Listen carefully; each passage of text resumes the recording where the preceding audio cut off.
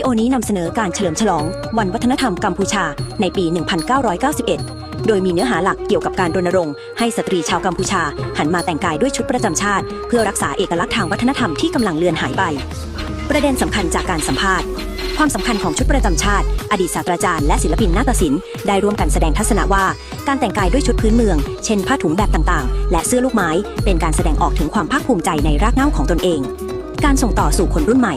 ศิลปินหลายท่านมีความกังวลว่าเยาวชนรุ่นใหม่เริ่มหลงลืมวิธีการแต่งกายแบบดั้งเดิมจึงได้จัดงานเดินแบบและนิทรรศการเพื่อให้คนรุ่นหลังได้เห็นความสวยงามและเรียนรู้การสวมใส่ชุดประจำชาติอย่างถูกต้อง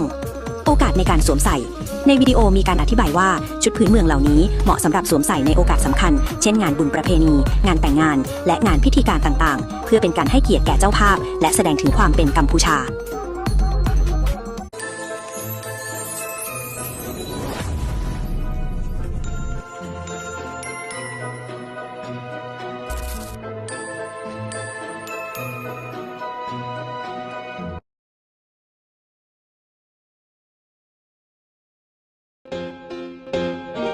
Miền này bãi theo